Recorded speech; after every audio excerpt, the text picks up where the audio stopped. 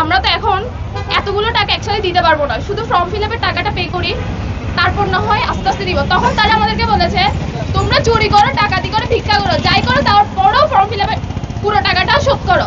আমরা এই রমজান মাসে কিভাবে সামনে ঈদ রেখে এতগুলো টাকা কিভাবে দিব? আমাদের বাবার কি অনেক টাকা?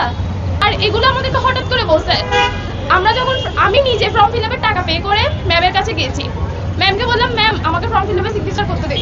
তিনি বললো যে দিবে না, তুমি আগে সব টাকা শোধ করো তারপর। বোর্ডের নিয়ম হচ্ছে 15 তারিখ বা 16 তারিখের মধ্যে শোধ করতে দাও। তাদের কাছে আমরা সময়ও চাইলাম, তারা আমাদের সময়টুকুও দেয়নি। এখন আপনারাই বলেন আমরা কিভাবে এতগুলো টাকা একসাথে দিব? এই কলেজ আমাদের দেখিয়ে দিচ্ছে যে বোর্ড দেখিয়ে দিচ্ছে যে কলেজ। এইগুলোর জন্য সামনে রমজান রেখে ইভেন্ট এখানে কেউই এমন লোক নেই যে রোজা রাখে নাই। সবাই রোজা রেখে রোদের মধ্যে দাঁড়িয়ে কষ্ট করতেছে, সাফার করতেছে শুধুমাত্র এই কলেজের অন্যায়গুলোর জন্য। এই অন্যায়গুলো আমরা মানি না। আর 3 দিন যাবত যে আমরা বোর্ড কলেজ রাস্তার মধ্যে রোদের মধ্যে রোজা রেখে এসব করতেছি, এসবের যদি দ্রুত সমাধান করা না হয় আমরা এখান থেকে যাব না। বর্তমান অন্তর্বর্তীকালীন সরকারের শিক্ষা মন্ত্রণালয় থেকে শিক্ষা বোর্ড কর্তৃক বাংলাদেশের যতগুলো বেসরকারি কলেজ রয়েছে সেই কলেজগুলোতে মাত্র 17 মাস পড়িয়ে 24 মাসের বেতন আদায়ের জন্য তারা নোটিশ দিয়েছে। আমরা বলতে চাই আমরা তো ভাই 24 মাস পড়িনি, পড়েছি 17 মাস। আমরা 17 মাসের বেতন দিব, আমরা কেন 24 মাসের বেতন দিব?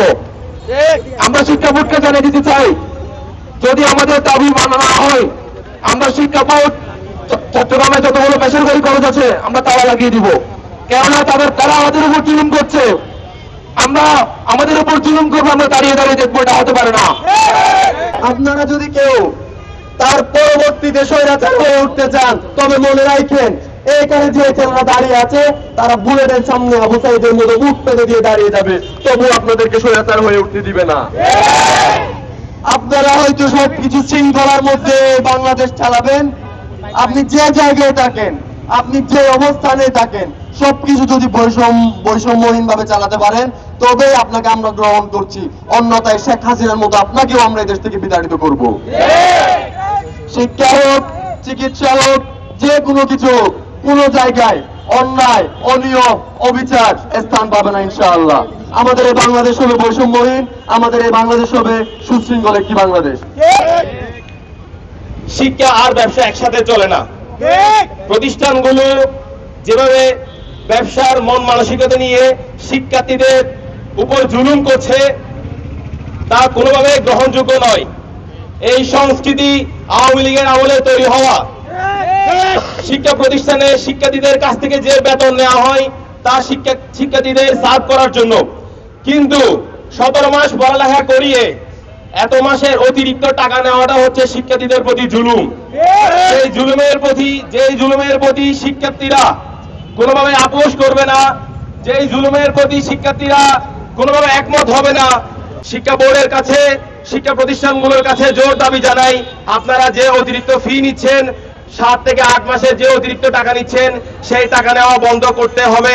শিক্ষার্থীদের উপর জুলুম করা যাবে না। আমাদের কাছ থেকে 17 মাসের টাকাই নিতে পারবে, 24 মাসের টাকা নিতে পারবে না। দ্বিতীয় দফা হচ্ছে যাদের কাছ থেকে টাকা নেওয়া হয়ে গেছে অলরেডি তাদের টাকা অবিলম্বে ফেরত দিতে হবে। 24 মাসের টাকা যাদের কাছ থেকে নেওয়া হয়েছে তাদের কাছ থেকে শুধুমাত্র 17 মাসের টাকাই নিতে পারবে, যত মাস আমরা একাডেমিক ভাবে পড়াশোনা করেছি। 3 নাম্বার দাবি হচ্ছে আমাদেরকে যে ছোট্ট একটা সময়সীমা বেঁধে দেওয়া হয়েছিল সেই সময়সীমা আরো বর্ধিত করতে হবে।